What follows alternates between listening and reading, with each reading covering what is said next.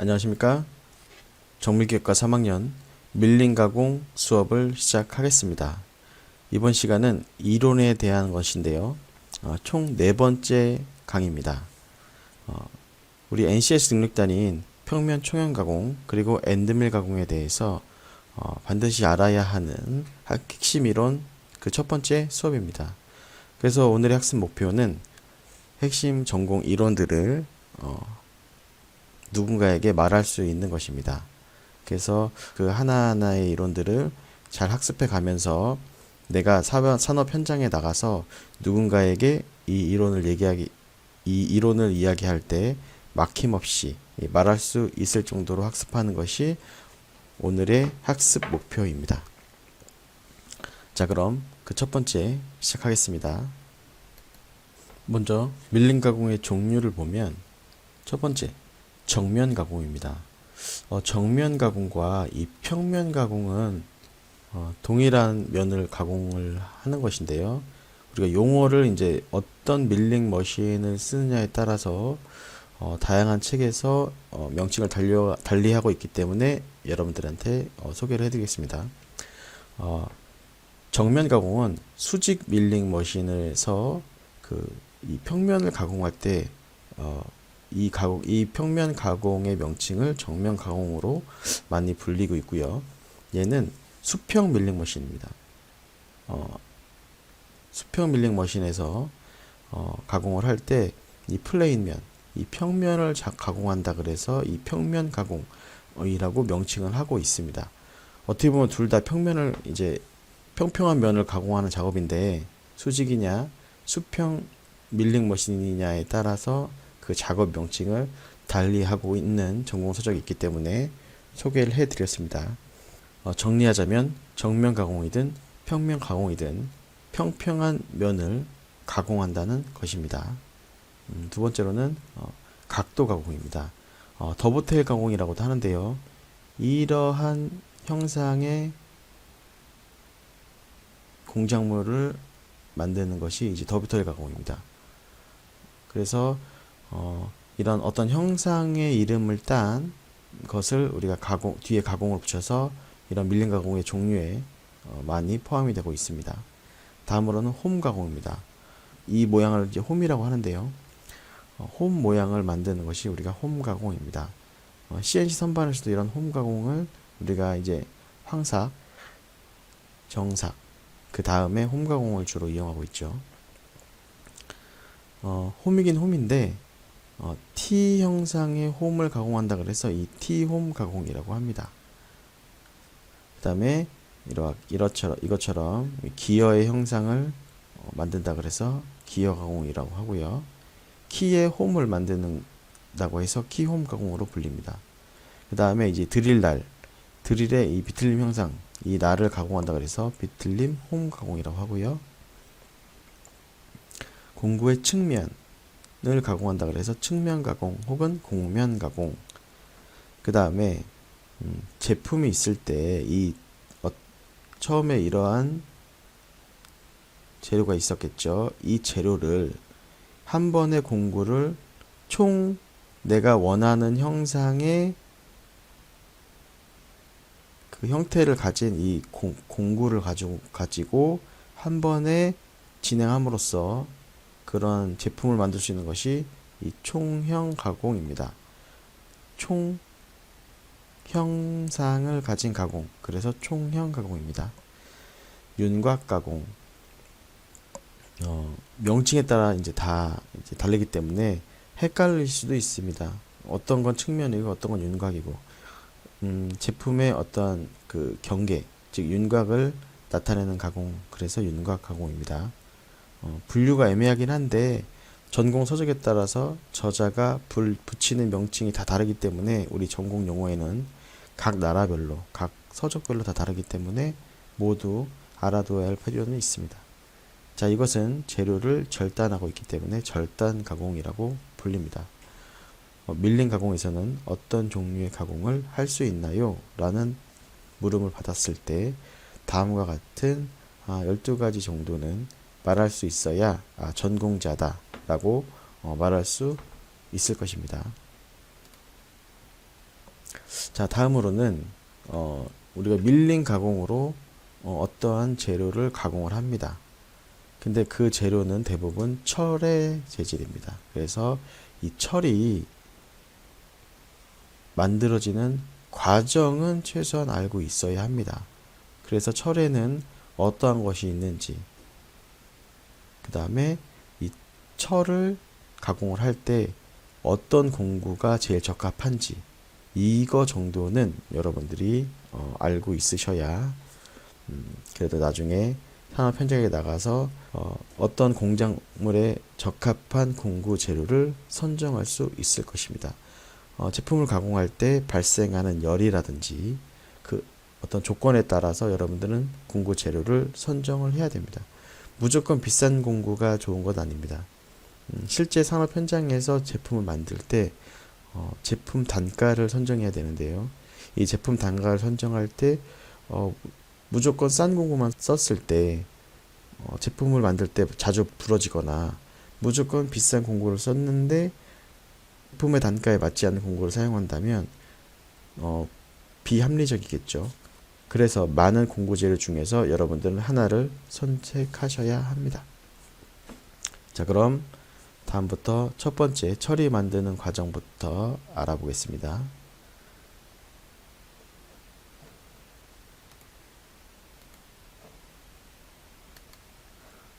철은 우선 탄소의 함량에 따라서 크게 세 가지로 나뉩니다. 순철, 그 다음에 강, 그 다음에 주철.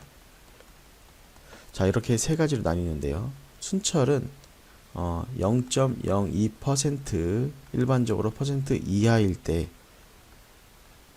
동일한 비율이 있을 어떤 양이 있을 때 그 양 중에서 0.2%, 0.02% 이하의 탄소가 함량이 된 것을 순철이라고 합니다. 순수한 철로서 뭐 이빨로 깨밀어 여러분들이 손으로 눌렀을 때 들어갈 수 있을 정도의 강도를 가집니다. 거의 강도가 없다는 소리죠. 강은 우리가 강철이라고도 불리는데요. 0.02에서 일반적으로 2% 이하로 함량이 됐을 때를 우리가 강이라고 합니다. 뭐 크게 세부적으로는 아공석강, 공석강, 과공석강으로 나뉘는데 뭐 현재 단계에서 그 정도까지 알 필요는 없고요. 자, 주철은 2%에서 6.67%까지를 우리가 주철이라고 부릅니다. 평균 주철의 탄소 함유량은 약 4.5% 정도가 됩니다. 그러면 요 6.67% 이상으로는 왜 사용되지 않냐? 자, 그 이유는 많은 실험자들이 실험을 했을 때 어떤 양이 있을 것이고 그 양에서 6.67% 이상으로 함유가 됐을 때는 너무 취성이 강해서 깨지더라.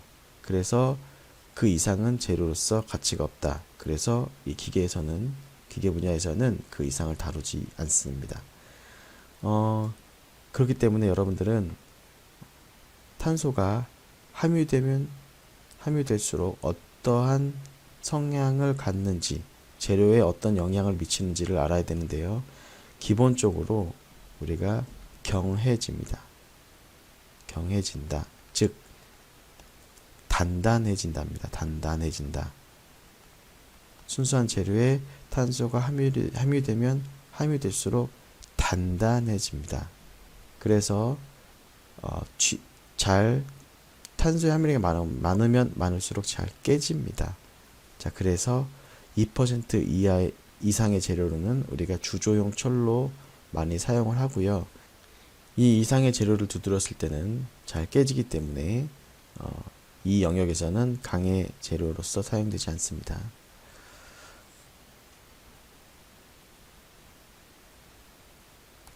자, 그럼 철이 만들어지는 과정을 한번 생각해 봅시다. 철이 만들어지려면 우선 재료가 필요합니다. 이 재료는 원재료인 철광석이 있을 것이고요. 산에서 철이 들어있는 광석을 캡니다. 그 다음에 이 철광석에 그래서 철광석을 녹일 수 있는 그 연료인 코크스가 있습니다. 이 코크스는 탄소를 석탄을 1000도 이하에서 태우면 그 불순물이 날아갑니다. 그게 이제 코크스입니다.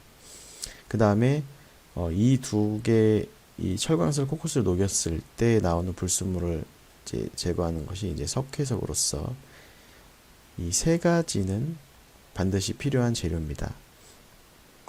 뭐 합금으로서 그 철의 그 성질을 변경하는 것은 그 이후의 문제고요. 일단 철을 만들기 위해선 이 원재료가 있을 것이고 그 원재료를 녹이는 코크스가 있을 것이고 이 철을 녹였을 때 불순물을 잡는 석회석이 있어야 될 것입니다. 자, 그래서 그 다음 공정으로는 용광로 안에 자, 이런 광석을 녹이는 로라고 해서 퍼네스 설비 안에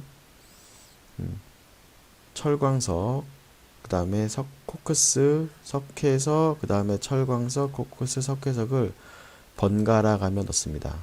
왜 그러냐면 잘 섞일 수 있도록 믹싱이 될 수 있도록 번갈아 가면서 넣습니다. 그런데 그럼 이 상황에서 넣어주면서 여기다가 1200도 이상의 열풍을 불어 넣어줍니다. 왜냐하면 여기에 불순물이 최소한 덜 들어가게 하기 위해서 1200도 열풍을 불어 넣어주면 여기에 있는 코크스가 탑니다. 코크스가 발열을 함으로써 철광석을 녹입니다. 자, 철광석을 녹이면 이 하단부로 철이 녹은 용선이 나옵니다. 이 용선의 평균 탄소의 함유량은 약 4.5% 정도 됩니다. 자, 그럼 여기 불순물들이 막 뜨겠죠? 이 불순물들은 뭐냐면 석회석이 불순물들을 잡아서 여기 위에 띄운 것입니다. 그래서 요쯤에서 이제 배출물을 만들면 이 불순물들이 밖으로 빠질 겁니다. 여기에서 나온 용선은 용융된 철이라 그래서 용선 혹은 선철이라고도 불리는데요. 자, 그럼 여기서 일단 철은 만들어졌습니다. 1차 주조용 철을 만들어졌습니다. 즉 주철인 거죠. 그럼 우리는 일반적으로 뭐 다리를 논다거나 아니면 어떤 강도가 필요한 곳에 사용하는 것이 강철인데요. 자, 강철은 어떠한 작업이 더 하나 필요합니다. 2차로서 이러한 용선을 뭐 토페토카라는 것에 실어가지고 이동을 해서 다시 여기에 용선을 이렇게 집어넣습니다. 그런 다음에 그럼 이렇게 차겠죠. 여기에 4.5% 정도의 평균 탄소가 있습니다. 그럼 이 탄소를 바깥으로 빼내야만 2% 이하의 즉 스틸을 만들 수 있는데요. 이 스틸은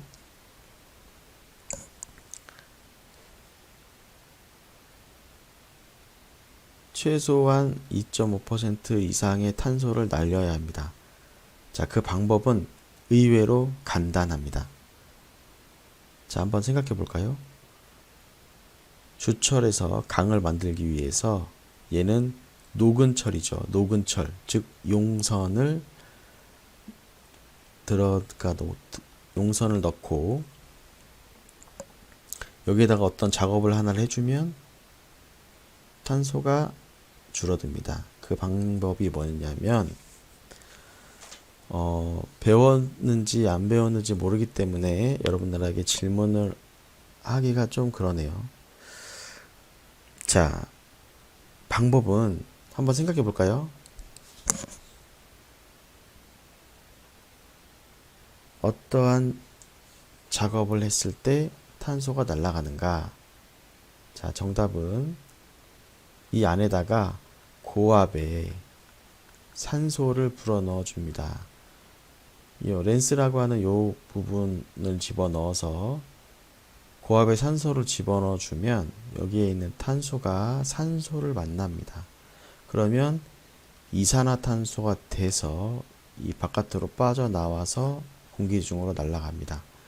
자, 그러면 산소를 어느 정도 집어넣어 주면서 탄소량을 조절할 수가 있겠죠. 그러면 최종적으로 이 스틸이 만들어집니다. 이 스틸에다가 내가 원하는 합금 원소를 첨가함으로써 그 성질을 또 변화시킬 수 있는 것입니다. 자, 그러면 이와 같은 과정을 거치면 우리가 산업 현장에서 사용되는 그 철이 만들어지는 거고요. 뭐 현대제철, 포스코와 같은 이러한 제철 제강 회사들에서 납품을 받아서 우리 산업 현장에서는 다양한 제품이 만들어지고 있는 것입니다. 자, 결론을 드리자면 철은 석회석, 코크스, 철광석 이 세 개를 가지고 용광로에 집어넣어서 1200도씨의 열풍을 불어넣어 주면 여기서 용선이 만들어진다. 이 용선의 평균 탄소 함유량은 4.5% 정도 되는데 이 용선을 또 다른 공간에다가 집어넣어 주면 여기다가 렌스라는 빨대를 집어넣고 고압의 산소를 집어넣어 주면 여기는 0.02에서 2% 이하로 내가 탄소를 만들 수가 있다. 고압의 산소를 집어넣어 주면 그 이유는 CO2로 빠져나가기 때문이다. 산소가 O2죠. 여긴 탄소. 합해서 CO2. 자, 철은 이렇게 만들어집니다. 그래서 최종적으로 스틸, 철 중에서도 우리가 스틸을 만드는 과정이었다라고 이해해 주시면 되겠습니다.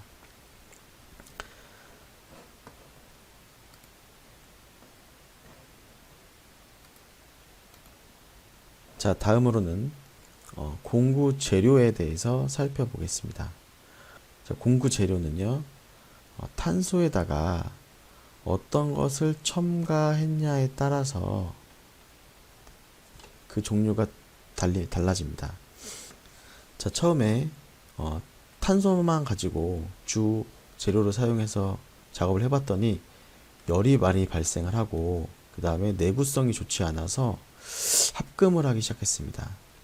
어떤 원소를 합금을 했더니 합금 공구강 같은 경우에는 600도씨에도 견디고 초경합금 그 다음에 스텔라이트, 세라믹 이런 식으로 점점 합금 원소가 바뀜에 따라서 절삭 온도가 1000도 이상으로 넘어갑니다. 그러면 점점 더 공구 재료가 발전해 가면서 이 발생 열에도 강한 재료들이 만들어졌습니다. 자, 그래서 여러분들은 어떤 재료를 절삭을 할 때 발생열이 어느 정도 되기 때문에 나는 이 정도의 공구를 사용하면 되겠다 라는 기준이 생깁니다. 즉 발생열에 따라서 그 다음에 그 내구성에 따라서 나는 공구를 선정해야 된다 라는 어떤 여러분들만의 기준이 생기기 때문에 어떤 공구 재료가 있고 그 재료의 특징이 무엇인가는 여러분들이 알고 있어야 합니다. 그럼 첫 번째, 탄소 공구강입니다. 탄소 공구강인데 강이 영어로 스틸입니다. 스틸. 그 다음에 이 T, 우리 공구죠. 툴. C는 당연히 뭘까요? 자, C는 당연히 카본. 그래서 STC가 이 탄소 공구강의 약자입니다. 이 탄소 공구강은 이 300도씨의 절삭 열 정도에 버팁니다. 물론 뭐 다를 수 있겠지만 일반적으로 300도씨로 이제 실험치가 나온 거고요. 어, 이 300도씨 정도에서 이제 경도의 변화가 작고, 그다음에 열 처리가 쉽고, 그래서 이 공구를 만들기가 저렴합니다. 대신에 강도가 작기 때문에 고속으로는 작업할 수가 없습니다. 그래서 보통 이제 수기 가공, 보통 수기 손으로 하고 가공하는 줄, 뭐 쇠톱, 정, 뭐 이런 재료로 사용이 되고 있습니다. 자, 합금 공구강은 일반적으로는 STS라고 칭하긴 하나 STD, STC 뭐 이런 식으로도 있습니다. 그런데 이제 이 합금은 텅스텐, 크롬, 망간, 니켈 등 다양하게 이런 것들을 합금을 해서 600도씨까지도 버틸 수 있게 만든 공구 재료입니다. 600도씨의 절삭 열에도 버티기 때문에 어떤 바이트나 다이스, 탭, 띠톱 이런 재료로도 사용이 됩니다.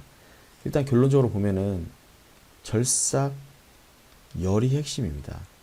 어떤 재료에 열이 발생하면 재료가 물러지기도 하고 어떤 성질이 변하기 때문에 공구 재료가 손상이 됩니다. 그래서 발생 열에 따라서 적절한 내구성을 갖기 위해서는 300도씨 이상에서는 보통 600도씨 정도까지 발생 열에 대응을 하려면 여러분들은 합금 공구 강을 사용하셔야 합니다.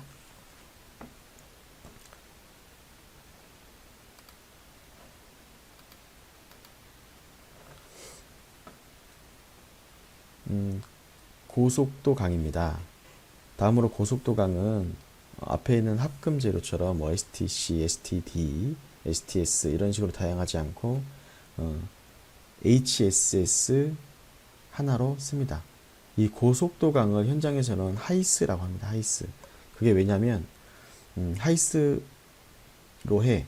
뭐 하이스를 사용하는 게 좋아.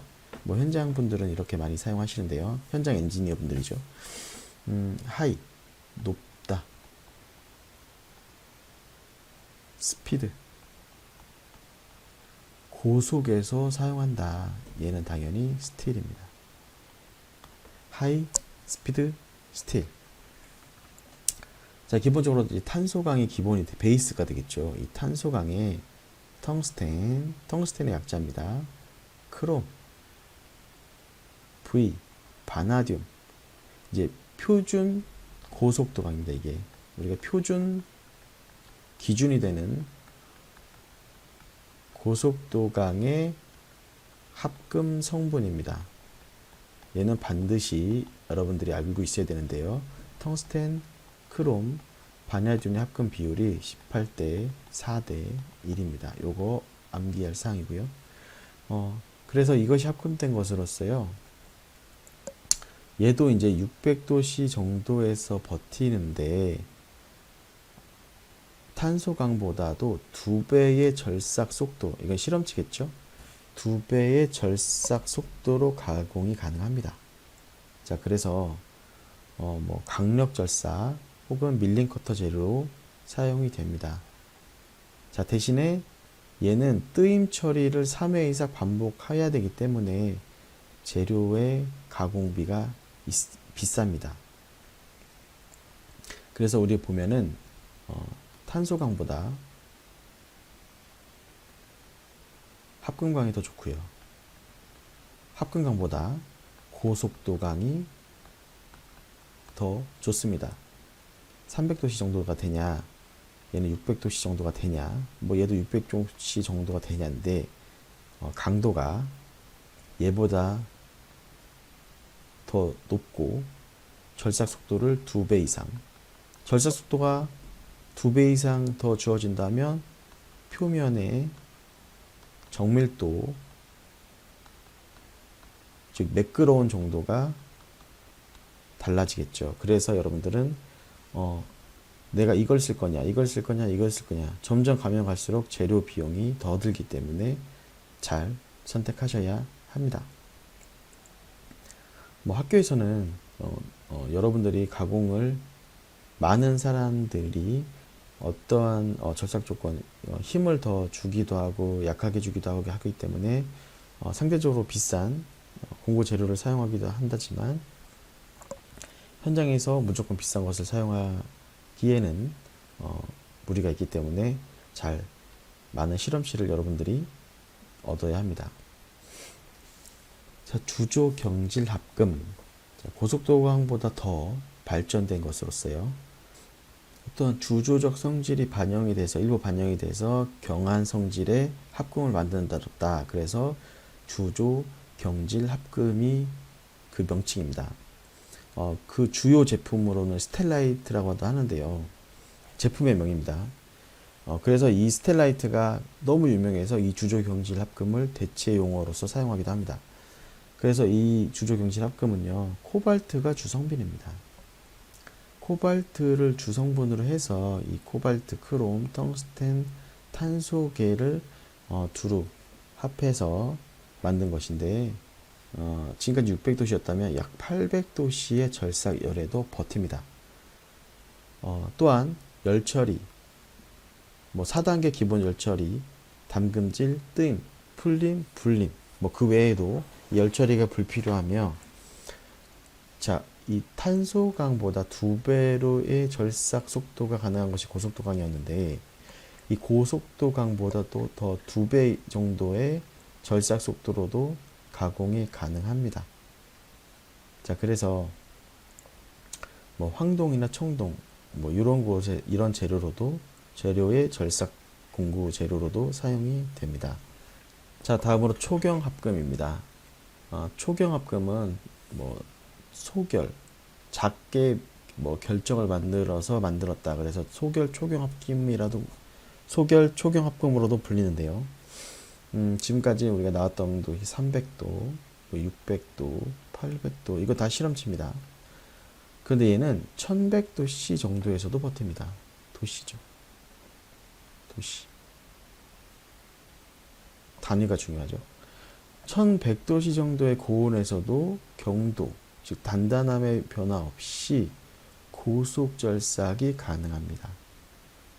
그래서 얘는 또 어떤 합금이냐면 텅스텐 카바이드, 티타늄 카바이드, 탈륨 카바이드, 뭐 이런 분말에 코발트나 니켈 등 이런 것을 첨가를 한다. 그 다음에 이제 뭐 이 정도로 가열을 해서 프레스로 찍어서 작게 만들어서 우리가 공구 재료를 만드는 것인데요. 고속도강보다도 4배 정도의 절삭 속도를 가진다. 자, 그러면 탄소강은 2배 정도가 되는 게 고속도강이었고, 여기서 2배 정도 되는 게 스텔라이드, 주조, 경질, 합금이었습니다. 그럼 여기서 4배가 되는 것이 여기서 나온 초경합금입니다. 그래서 또 현장에서 초경 팁 붙여 뭐 이렇게 사용해라 라고 하는 것들이 다 이 초경합금을 언급하는 것입니다. 초경합금은 중요한 이제 전공 용어로서 많이 쓰입니다. 얘는 현장에서도 많이 쓰이는데 경도가 일단 높습니다. 경도는 단단한 정도입니다. 자, 강도랑은 다릅니다. 강도는 외력을 가해줬을 때 그 재료 내부에서 외력에 버티는 성질이 강도고요. 강도는 이 순철에서부터 쭉 탄소가 함유되면 올라갈수록 2%까지는 올라가는데 그 이하부터는 이제 점점 줄어듭니다. 왜냐하면 경해지기 때문에. 얘는 이제 나중에 좀 더 알아둬야 할 사항인데 재료적 성격입니다. 자, 우리가 알아둬야 할 것은 강까지는 이 강도가 높아지나 그 이후부터는 점점점 줄어든다. 자, 초경합금은 내마모성이 큽니다. 즉 마모에 견디는 성질이 큰 겁니다. 그래서 고온에서도 이 변형에 작고 그 다음에 강도가 양호합니다. 이제 작게 결합해서 작게 다져서 만들어진 합금입니다. 그래서 이제 우리가 이 경도 시험계, 로크웰 경도계, 즉 B스케일과 C스케일인데 이 C스케일을 했을 때 50 이상으로서 경도가 크다라는 것은 우리가 이제 다양한 이제 시험에서 나오는 표현이라서 한번 적어봤습니다. 자, 일단 경도계로 측정했을 때도 경도는 크다.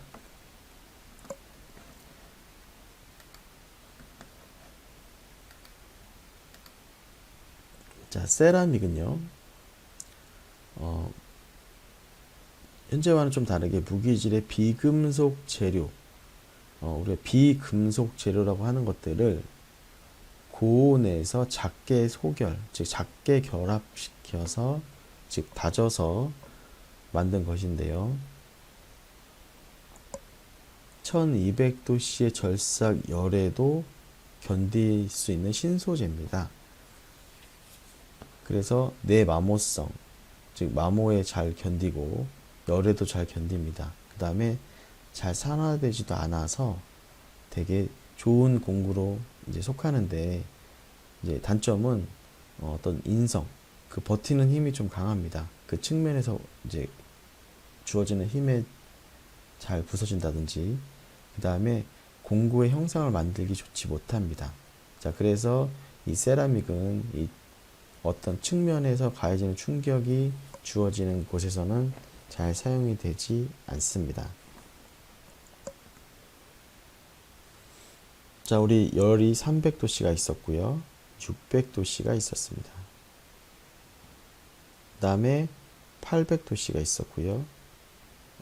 1100도씨가 있었고 또 1200도씨가 있었습니다. 자, 실험치기 때문에 달라집니다. 자, 예전에 어떤 자격증 시험에서 이런 문제가 나왔었습니다. 공구 재료의 종류 중에서 가장 강한 순서대로 나열된 것은 뭐 다이아몬드도 있을 것이고 소결합금, 주조경질합금, 고속도강, 탄소강, 뭐 이런 것들이 쭉 있었을 텐데, 세라믹. 근데 얘는 어떤 가공 조건이나 발생열, 그 다음에 열 처리 정도에 따라서 이러한 것들은 만들어지는 형태에 따라서 달라집니다. 그래서 지금 이렇게 온도를 정해졌지만 가공 조건이 없이는 이게 더 강하다, 작다를 우리가 판단할 수 없습니다. 그래서 이게 어떤 자격증 시험에 나왔었다가 잘못된 문제로 판정이 된 적이 있습니다. 그래서 그 정도로 공구 재료는 가공 조건이 주어지지 않는 한은 어떤 재료가 더 강하다, 약하다라고 판단할 수는 없고요. 대신에 이러한 정도의 발생 열에는 버틸 수 있다 정도까지는 가능할 것 같습니다. 그래서 이 정도는 좀 알아두시면 좋겠고요. 자, 그 다음으로 이제 다이아몬드입니다. 절삭 공구 재료 중에서 이제 가장 경도가 높다라고 이제 판단이 되고 있고요. 대신에 이제 가격이 비싼 단점이 있습니다. 자, 가장 좋은 재료긴 한데 비쌉니다. 그래서 열팽창도 크지 않아서 장시간에 고속 절삭이 가능합니다. 그래서 무조건 다이아몬드 재료를 쓰면 좋겠지만 재료가 비싼 단점이 있습니다. 자, 최근에 나온 이제 주요 공구 중에서 이제 CBN 공구라 그래서 입방정 쥐라 붕소 재료입니다. 분말을 고온 고압으로 소결, 즉 작게 다져서 만든 것인데요. 다이아몬드 다음으로 이제 경한 재료가 되겠습니다. 그래서 내열성도 좋고 내마모성도 좋고, 그래서 재료 난사, 즉 가공하기 난해한 재료, 그 다음에 고속도강, 뭐 이런 재료에도 절삭할 수 있기 때문에 최근에 많이 사용되고 있습니다. 자, 지금과 같이 총 8개의 재료를 알아봤는데요.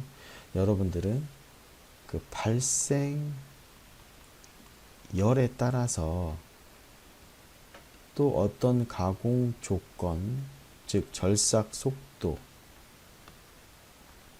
또 가공 재료가 무엇인가, 일반 탄소 강인지 고속도 강인지 이런 것들에 따라서 공구를 선정하여야 합니다. 그래서 이 공구 재료에 대한 특징들을 여러분들은 다 알고 있어야 나중에 산업 현장에서 전문성을 발휘할 수 있습니다. 자, 그럼 두 번째 이론까지 마치겠습니다. 자, 세 번째는 육면체 가공 순서에 대해서 학습하겠습니다.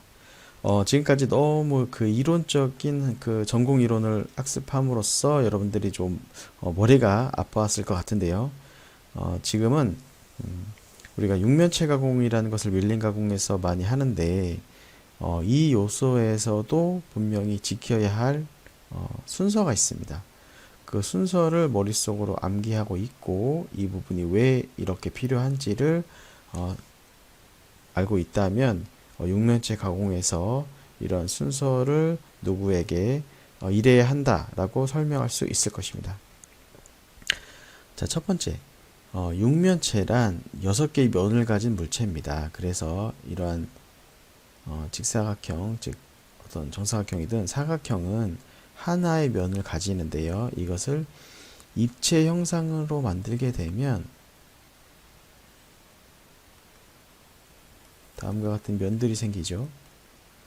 자, 그럼 여기 옆에가 2면이라고 치면 얘가 3면이죠. 이쪽이 4면입니다. 우리가 육면체를 가공할 때 이러한 이 옆면들을 먼저 가공을 하고 그 다음에 이 하단부인 5면 혹은 여기로 5면으로 둬도 되고 6면 이런 식으로 6개의 면이 순서대로 가공이 돼야 합니다. 자, 여기는 먼저 이 순서대로 가공을 해야 하고 여기와 여기는 뭐 어디를 먼저 해야 되든 상관이 없습니다. 왜 이러한 순서대로 해야 되냐면 직각도를 맞추어야 하기 때문입니다. 자, 공작물에 이러한 것은 양쪽에 이 부분에 모두 직각도가 맞춰져야 되는데 이 직각의 요소들이 직각이지 않으면 이 육면체로서의 가치가 없습니다. 그래서 우리는 직각도를 맞추기 위해서 다음과 같은 순서대로 이렇게 진행이 돼야 됩니다. 자, 이 부분이 바이스이고요. 이 부분이 바이스의 조 부분입니다. 자, 우리가 이 바이스 핸들을 통해서 이렇게 돌리면 얘가 이동을 합니다. 그래서 이렇게 조여지는데 자, 처음에는 다음과 같이 하나의 면을 그냥 아무것도 없이 이렇게 조입니다. 조여서 윗면을 한번 칩니다. 윗면을 한번 딱 칩니다. 우리가 이제 테이블 위에 이 바이스를 얹는데요. 이 테이블은 우리가 정밀도 작업이라 그래서 이 주축 부분에 우리가 다이얼 게이지를 장착해서 이 테이블 위를 이렇게 한 바퀴 돌려보면서 정밀도를 높낮이 정밀도를 다 맞춥니다. 이 맞추어 놓은 상태에서 우리가 공작물을 가공하게 되고 그런 정밀도의 믿음이 있기 때문에 이 바이스도 정밀한 평면을 갖는다 라고 우리가 가정을 합니다. 그래서 최소한 1년에 한 번씩은 이 밀링 설비에 정밀도 작업을 필요로 합니다. 그래서 제조사 요청을 하면 정밀도를 잘 맞추어 줍니다. 자, 그래서 이제 바이스 참고로 우리 이제 밀링 설비도요. 얼마 전에 정밀도 작업을 마쳤습니다. 제조사에서 와서 정밀도를 모든 설비들 다 맞추었기 때문에 여러분들은 안심하고 작업을 임하시면 되겠습니다. 자, 바이스 위에 이 공작물을 이렇게 설치해서 1면을 가공을 합니다. 그러면 얘는 평평하게 작업이 됐기 때문에 이 사이드 면에 밀착이 될 겁니다. 그래서 요 한 면을 밀착을 시킨 다음에, 그런데 이쪽은 얘는 평면이 일직선이지만 얘는 일직선이라고 보기 힘들기 때문에 이 부분에 핀을 댑니다. 자, 핀을 대서 얘는 선접촉을 합니다. 선접촉을 하기 때문에 이런 식으로 밀착을 시키게 되면 얘는 전면이 밀착이 되어 있을 것이고요. 이 한 선이 밀착이 되어 있을 것이고, 그런 상태에서 밀링 커터로 이렇게 싹 가공을 합니다. 그러면 이면과 이면은 직각이 되면서 평면입니다. 그러면 다시 이 방향으로 돌리면 1번이 일로 오고 2번이 일로 옵니다. 그럼 얘와 얘는 정밀하기 때문에 믿을 수가 있어서 요 면에 밀착시키고, 여기는 다시 핀으로 선접촉을 시킵니다. 그런 상태에서 세 번째 면을 가공을 합니다. 자, 이제 1면과 2면과 3면이 정밀하다. 자, 직각도가 맞다.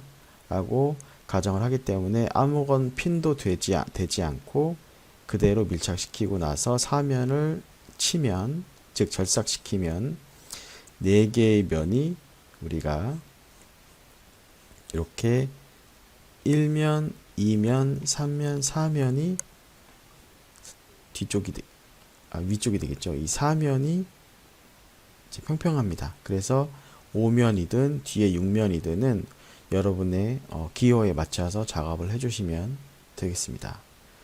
자, 이 6면체를 가공할 때 이런 순서를 지키지 않는다면 정밀한 제품 가공은 힘듭니다. 자, 지금처럼 이렇게 총 크게 세 가지의 범주에서 우리가 이론을 학습해 보았습니다.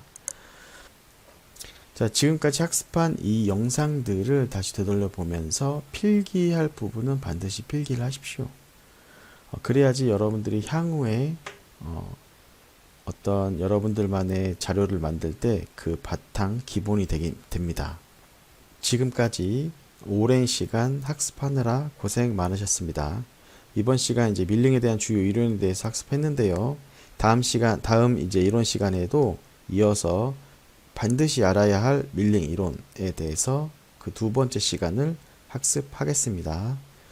다음 시간까지 여러분들은 그 NCS 밀링 학습 능력 단위를 꼭 읽어 오시기 바랍니다. 자, 그럼 이상 마치겠습니다.